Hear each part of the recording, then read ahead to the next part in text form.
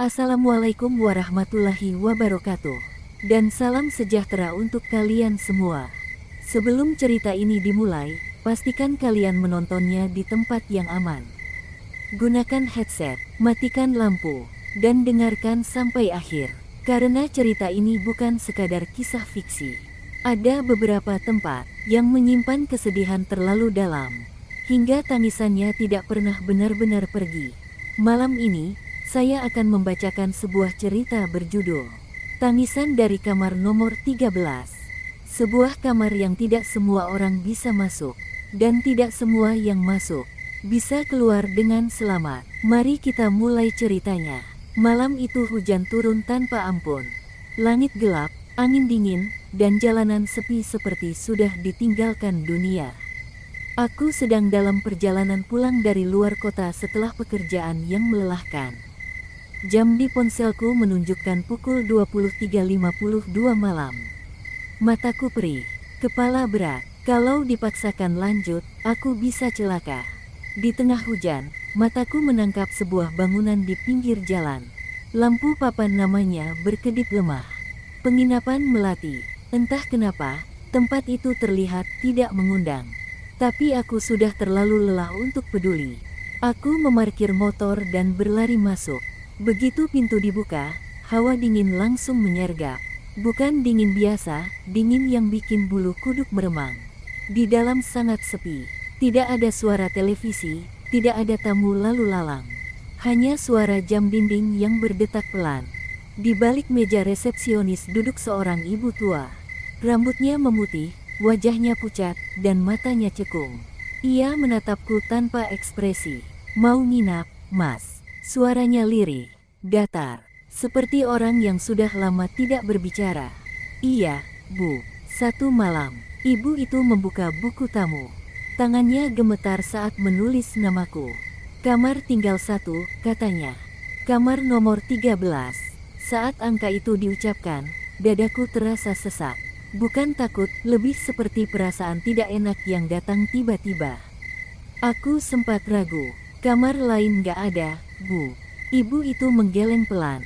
Yang lain, sudah tidak dipakai. Kalimat itu terdengar aneh, tapi aku terlalu capek untuk bertanya lebih jauh. Ya sudah, Bu. Ia menyerahkan kunci kamar. Kunci besi tua, berat, dingin sekali, seolah baru diambil dari es. Sebelum aku pergi, ibu itu berkata pelan, hampir berbisik. Kalau nanti malam dengar suara tangisan, jangan dibuka pintunya. Aku menoleh. Suara tangisan siapa, Bu? Ibu itu tersenyum tipis. Semuanya sama saja. Lorong menuju kamar gelap. Lampu-lampu menyala redup, beberapa berkedip tak stabil. Setiap langkah kakiku bergema panjang, seolah lorong itu kosong, tapi terasa ada yang ikut berjalan di belakangku. Aku sampai di depan sebuah pintu kayu tua. Kamar 13. Angkanya tertulis miring, cat hitamnya terkelupas. Entah kenapa, sebelum membuka pintu, aku merasa seperti sedang berdiri di depan sesuatu yang seharusnya tidak aku datangi. Aku menarik napas, memasukkan kunci, dan memutar perlahan. Pintu terbuka, udara dingin langsung menyambar wajahku. Bau lembab dan anyir memenuhi hidung. Kamar itu sederhana, kasur tua, lemari, meja kecil, dan sebuah kursi di sudut ruangan yang menghadap ke tembok. Aku melangkah masuk dan menutup pintu. Dan tepat saat pintu tertutup rapat, aku mendengar suara itu. Tangisan, pelan, tertahan, seperti seseorang menangis sambil menutup mulutnya. Bukan dari luar kamar, bukan dari lorong, melainkan dari dalam kamar ini. Aku berdiri kaku, dan dari sudut ruangan yang gelap, tangisan itu terdengar lagi, lebih jelas. Seolah seseorang sedang duduk di sana, menangis, menungguku menyadarinya. Aku masih berdiri kaku di tengah kamar. Lampu belum sempat aku nyalakan. Tangisan itu terdengar jelas sekarang. Bukan sekadar isak pelan, tapi nada sedih yang dalam, seperti seseorang yang sudah terlalu lama memendam rasa sakit. Aku menelan ludah. Permisi, suaraku keluar pelan, hampir tak terdengar. Tangisan itu berhenti mendadak. Keheningan menyergap, sunyi yang tidak nyaman. Bahkan suara hujan di luar seperti ikut menghilang. Dadaku terasa sesak, seolah udara di kamar ini tiba-tiba menipis. Aku meraba dinding, mencari saklar lampu. Klik, lampu menyala. Cahaya kuning redup menerangi kamar nomor 13. Tidak ada siapa-siapa. Sudut ruangan kosong. Kursi kayu itu masih menghadap tembok. Lemari tertutup rapat. Kasur terlihat rapi, seolah lama tidak digunakan. Aneh, gumamku. Aku menaruh tas di lantai, duduk di tepi kasur, mencoba menenangkan diri. Mungkin cuma sugesti, capek, kurang tidur, pikiran kemana-mana. Aku berbaring, memejamkan mata. Beberapa menit berlalu, 10 menit, 15 menit, tiba-tiba, krek, suara itu berasal dari kursi di sudut ruangan. Aku membuka mata perlahan, jantungku berdegup kencang. Kursi itu sedikit bergeser dari posisi awalnya. Padahal aku yakin tidak menyentuhnya. Lalu terdengar suara napas. Bukan napasku, napas pendek, terputus-putus. Seperti orang habis menangis lama. Dan bersamaan dengan itu, tangisan kembali terdengar. Kali ini lebih dekat, tepat di samping tempat tidur. Aku duduk tegak, selimutku terasa berat, keringat dingin mengalir di pelipis. Aku menoleh ke kanan, kosong. Ke kiri, kosong. Tapi suaranya ada. Tangisan itu pelan, serak, dan penuh keputusasaan. Suara perempuan. Kenapa aku ditinggal? Suara itu lirih, hampir seperti bisikan. Aku menutup telinga. Ini cuma halusinasi, ini cuma halusinasi, bisikku berulang-ulang. Tiba-tiba, tok, tok, tok. Pintu kamar mandi diketuk dari dalam. Tubuhku langsung kaku. Mataku terpaku ke arah pintu kamar mandi yang tertutup rapat. Lampu di dalamnya mati. Tok, tok, tok. Ketukannya pelan, ragu-ragu, seperti seseorang yang takut keluar. Ada siapa? Tanyaku dengan suara gemetar. Tidak ada jawaban. Tangisan itu kini terdengar dari balik pintu kamar mandi. Lebih jelas, lebih menyayat, seperti seseorang yang sedang duduk di lantai, memeluk lututnya. Aku teringat pesan ibu resepsionis. Jangan dibuka pintunya. Tanganku gemetar hebat, tapi kakiku melangkah sendiri mendekati pintu kamar mandi. Setiap langkah terasa berat, seolah ada yang menahan dari belakang. Aku berdiri tepat di depan pintu. Tangisan berhenti, hening. Aku memegang gagang pintu. Dingin, sangat dingin, seperti memegang es. Dengan napas tertahan, aku membuka pintu kamar mandi perlahan. Lampu mati, kosong, tidak ada siapa-siapa. Namun bau anyir langsung menusuk hidungku. Bau seperti darah lama bercampur air lembab. Aku menyalakan lampu kamar mandi. Dan saat itulah aku melihatnya. Cermin di dinding kamar mandi penuh bekas sidik jari. Sidik jari kecil, banyak, tidak beraturan. Seolah seseorang menempelkan tangannya berulang kali sambil menangis. Dan di bagian bawah cermin, terlihat bekas tetesan air yang jatuh ke lantai. Bukan air biasa, warnanya gelap. Aku mundur perlahan, nafasku tersengal. Dadaku terasa hendak meledak. Saat aku menutup pintu kamar mandi dan berbalik, aku melihat pantulan di cermin lemari.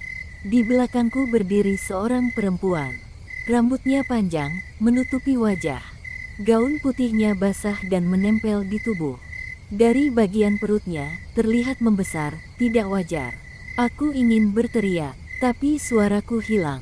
Perempuan itu mengangkat kepalanya perlahan. Dan dari balik rambutnya, terdengar suara lirih. Sangat dekat dengan telingaku. Kamu dengar tangisanku juga. Lampu kamar berkedip hebat, dan saat lampu menyala kembali, aku sendirian, tapi di kasur tempatku duduk, tertinggal bekas tubuh basah, seolah seseorang baru saja duduk di sana. Tangisan itu tidak hilang, ia hanya berpindah ke dalam kepalaku. Aku tidak tidur semalaman. Setiap kali mata terpejam, suara tangisan itu muncul lagi. Kadang terdengar jauh, seperti dari ujung lorong. Kadang sangat dekat, seolah bibirnya menempel di telingaku. Jam dinding berdetak pelan. Pukul 1.13. Angka itu terus muncul di pikiranku. Setiap kali aku melihat jam, waktunya selalu menunjuk ke sana. Seolah waktu di kamar ini berhenti di satu titik yang sama. Saat fajar mulai menyingsing, tangisan itu akhirnya menghilang. Udara di kamar terasa lebih ringan, meski rasa dingin masih menempel di kulitku. Aku memberanikan diri keluar kamar. Lorong penginapan tampak lebih suram di pagi hari. Lampu-lampu masih menyala redup, dan lantai terlihat lembab seperti baru disiram air. Tidak ada tamu lain, tidak ada suara aktivitas, hanya aku dan keheningan. Aku berjalan menuju resepsionis. Ibu tua itu masih duduk di balik meja. Posisi dan wajahnya sama persis seperti semalam. Seolah ia tidak bergerak sedikit pun. "Bu," suaraku serak. "Kamar 13 itu sebenarnya kenapa?" Ibu itu tidak langsung menjawab. Ia menutup buku tamu perlahan, lalu menatapku dengan mata yang terlihat lebih dalam dari sebelumnya. "Kamu dengar tangisannya?" "Ya." Aku mengangguk pelan. Ia menarik napas panjang. "Berarti, dia masih memilih." "Memilih apa, Bu?" Ibu itu berdiri. Jalannya pelan, pincang sedikit. Ia mengajakku ke sudut ruangan resepsionis, ke sebuah lemari arsip tua. Dari dalamnya, ia mengeluarkan map coklat kusam. Sudah berdebu, sudutnya sobek. "Ini catatan lama," katanya. "Tidak pernah kami serahkan ke polisi." Ia membuka map itu. Di dalamnya ada beberapa lembar kertas dan satu foto hitam putih. Foto seorang perempuan muda, rambutnya panjang, wajahnya pucat, matanya kosong, dan aku langsung mengenalinya. "Itu, dia," bisikku. Ibu itu mengangguk. "Namanya Ratna." Ratna datang ke penginapan ini 5 tahun lalu. Sendirian, mengaku ingin menenangkan diri. Ia selalu meminta kamar nomor 13. Tidak mau kamar lain. Setiap malam dia menangis, lanjut ibu itu. Tapi bukan karena takut. Ratna menangis karena menunggu. Ia hamil. Tidak ada yang tahu siapa ayah bayinya. Warga sekitar hanya tahu satu hal, Ratna sering berbicara sendiri di kamar. Suatu pagi, kamar nomor 13 terkunci dari dalam. Tidak ada jawaban saat pintunya diketuk. Saat akhirnya didobrak, Ratna ditemukan tergantung di kamar mandi. Perutnya masih besar, tapi bayinya, tanyaku dengan suara nyaris hilang. "Tidak ada," jawab ibu itu pelan. "Tidak di kamar, tidak di kamar mandi. Tidak dimanapun." Aku merinding. Sejak itu, lanjutnya, setiap tamu yang menginap di kamar 13 akan mendengar tangisan. "Kenapa saya?" tanyaku. Ibu itu menatapku lama. "Karena kamu mendengarnya." Aku tidak mengerti. "Tidak semua orang bisa," katanya lagi. "Hanya mereka yang hatinya sedang kosong." Aku terdiam. Kata-kata itu menusuk terlalu dalam. Sebelum aku pergi, ibu itu berkata satu hal yang membuat langkahku terhenti. "Ratna tidak menangis karena mati." "Terus karena apa?" Ibu itu menatap ke arah lorong kamar. "Karena bayinya masih di sana." Aku menelan ludah. Aku kembali ke kamar 13 dengan langkah berat. Saat pintu dibuka, udara dingin kembali menyambut. Tapi kali ini, ada sesuatu yang berbeda. Kasur berantakan. Kursi di sudut ruangan menghadap ke arahku. Dan di dinding, terdapat goresan tulisan. Tulisan itu dibuat dengan kuku. "Dia diambil." Aku mundur perlahan. Dan dari balik lemari, terdengar suara tangisan bayi. Pelan, lemah. Dan bersamaan dengan itu, suara perempuan kembali muncul. Lebih dekat dari sebelumnya. "Kamu bisa bantu aku, kan?" Suara tangisan bayi itu tidak keras, tapi justru itu yang membuat kakiku lemas. Tangisannya lirih, terputus-putus, seperti bayi yang sudah terlalu lama kehabisan tenaga. Aku berdiri mematung di tengah kamar. Mataku terpaku ke arah lemari tua di sudut ruangan. Pintu lemari itu tertutup rapat, tapi celah di bawahnya basah. "Bukan air." Aku mundur selangkah. "Ini nggak nyata, ini cuma sugesti," gumamku. Tapi suara itu masih ada. Tangisan bayi bercampur isak perempuan. Keduanya saling tumpang tindih, seperti satu suara yang terbelah dua. Aku memberanikan diri mendekat. Setiap langkah terasa berat. Udara di kamar semakin dingin. Nafasku terlihat seperti uap. Aku membuka pintu lemari perlahan. Kosong. Tapi bau busuk langsung menyergap. Bau tanah basah bercampur amis. Bau yang terlalu aku kenal, bau kematian. Tangisan itu kini terdengar dari arah lain. Dari dinding, aku menoleh ke tembok yang menghadap kursi kayu. Di sana, catnya terlihat lebih gelap dari bagian lain. Seperti pernah ditambal asal-asalan. Tangisan bayi terdengar tepat dari balik tembok itu. Ya Tuhan, bisikku.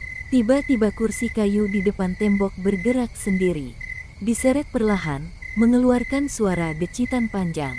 Aku tersentak mundur, dan di tembok itu muncul retakan kecil. Retakan itu melebar sedikit demi sedikit, seolah ada sesuatu dari dalam yang mencoba keluar. Tangisan bayi berubah menjadi jeritan pelan. Dan bersamaan dengan itu, aku mendengar suara Ratna. Mereka bilang bayiku tidak ada. Tapi dia di sini. Retakan di tembok semakin besar. Dari celahnya keluar tanah basah dan bau anyir yang menyengat. Aku menutup mulut menahan mual. Tiba-tiba pintu kamar terbanting menutup sendiri. Kunci berputar. Aku terkunci di dalam. Tidak, tidak. Aku berteriak sambil memukul pintu. Dari belakangku terdengar suara langkah. Pelan, menyeret. Aku berbalik. Ratna berdiri di sudut kamar. Kali ini wajahnya terlihat jelas. Matanya hitam kosong, cekung dalam. Lehernya lebam seperti bekas jeratan. Perutnya robek, terbuka sedikit, seolah pernah dipaksa. Air mata darah mengalir di pipinya. Aku tidak meninggalkan anakku. Mereka yang mengambilnya. Aku gemetar. Siapa mereka? Ratna mengangkat tangannya perlahan, menunjuk ke arah tembok yang retak. Penginapan ini, retakan itu akhirnya pecah. Potongan plester jatuh ke lantai. Di baliknya terlihat rongga sempit. Dan di dalam rongga itu, aku melihat sesuatu yang membuat jantungku berhenti. Sebuah kain putih yang sudah menghitam. Terlipat, di dalamnya, tulang kecil. Sangat kecil. Tangisan bayi berhenti, digantikan keheningan yang memekakkan. Ratna berlutut di depan tembok, memeluk rongga itu sambil menangis terseduh-seduh. Aku cuma ingin dia dikubur layak. Aku cuma ingin dia diingat. Lampu kamar berkedip keras. Dinding bergetar. Aku merasa lantai seperti bergerak pelan, seolah bangunan ini hidup. Suara langkah terdengar dari luar kamar. Banyak, berat. Seperti banyak orang berjalan bersamaan di lorong. Dan dari balik pintu, terdengar suara ibu resepsionis. Mas, sudah waktunya kamar 13, tidak menyimpan rahasia lagi. Aku menoleh ke arah pintu. Kunci berputar perlahan, dan Ratna menatapku dengan senyum yang sangat menyedihkan. Kalau kamu pergi, siapa yang akan tinggal menggantikan aku? Tangisan itu kembali terdengar, bukan dari bayi. Bukan dari Ratna, melainkan dari dalam dadaku sendiri. Tanganku gemetar hebat, dadaku sesak, seolah ada sesuatu yang meremas jantungku dari dalam. Ratna masih berdiri di hadapanku, wajahnya basah oleh air mata darah. Senyumnya tipis, tapi penuh harap sekaligus keputusasaan. Di balik pintu, suara langkah kaki semakin ramai. Berat, pelan, seirama. Seperti rombongan orang berjalan tanpa suara napas. Aku mundur perlahan. Aku nggak bisa tinggal di sini, kataku terbata-bata. Aku masih hidup. Ratna menatapku lama. Matanya kosong, tapi di dalamnya ada rasa iri yang dalam. Aku juga dulu hidup, katanya lirih. Sampai mereka memutuskan aku tidak perlu lagi. Pintu kamar terbuka perlahan. Ibu resepsionis berdiri di ambang pintu. Wajahnya tidak lagi terlihat tua. Kulitnya pucat abu-abu, matanya hitam legam, tanpa putih sama sekali. Di belakangnya berdiri beberapa sosok bayangan. Wajah mereka kabur, tubuhnya tinggi, kurus, dan diam tanpa gerak. Mas tidak boleh pergi, kata ibu itu dengan suara berat. Kamar 13 selalu butuh penghuni. Aku berteriak, berlari ke arah pintu. Tapi kakiku terasa berat, seolah lantai menahanku. Tangisan kembali memenuhi kamar. Tangisan Ratna, tangisan bayi, dan tangisanku sendiri. Aku jatuh berlutut. Tiba-tiba, Suara azan subuh terdengar samar dari kejauhan. Suara itu memecah kesunyian. Dinding berhenti bergetar. Lampu menyala stabil. Bayangan di balik pintu mundur perlahan, seolah terbakar oleh suara itu. Ratna menoleh ke arah suara azan. Wajahnya berubah. Tangisannya pelan. "Waktuku hampir habis," katanya. "Tapi kamarmu baru dimulai." Aku merasakan hawa dingin menyapu tubuhku. Dunia berputar. Aku terbangun di pinggir jalan. Hujan sudah berhenti. Matahari pagi menyilaukan mata. Tubuhku sakit semua. Orang-orang mengerubungiku. Katanya aku pingsan sendirian di depan bangunan kosong. Tidak ada penginapan. Tidak ada papan nama. Hanya tanah lapang dan rumput liar. Aku dibawa ke rumah sakit. Dokter bilang aku hanya kelelahan berat. Aku pikir semuanya sudah selesai. Aku salah. Sejak hari itu, setiap malam pukul 1.13, aku mendengar tangisan. Kadang dari kamar mandi, kadang dari sudut kamar, kadang dari balik dinding. Dan semalam, aku mendengar suara bayi menangis di lemari rumahku. Saat aku membuka pintu lemari, aku melihat angka itu tergores di dinding. 13. Dan di belakangku, aku mendengar suara perempuan berbisik lembut. "Terima kasih sudah menggantikanku." Sejak malam itu, aku sadar. Kamar nomor 13 tidak butuh bangunan. Ia hanya butuh satu orang untuk menangis setiap malam. Itulah tadi kisah tangisan dari kamar nomor 13. Jika kalian pernah mendengar suara tangisan di tengah malam, tanpa tahu dari mana asalnya, mungkin itu bukan angin, dan mungkin juga bukan perasaan kalian saja. Karena ada tangisan yang tidak meminta ditenangkan, melainkan ingin didengar. Jika kalian menyukai cerita ini, jangan lupa like, komentar, dan subscribe, agar channel ini terus bisa menghadirkan kisah-kisah horor lainnya. Terima kasih sudah mendengarkan sampai akhir. Saya pamit undur diri. Selamat malam, dan semoga setelah ini, tidur kalian tidak ditemani suara tangisan dari sudut ruangan. Assalamualaikum warahmatullahi wabarakatuh.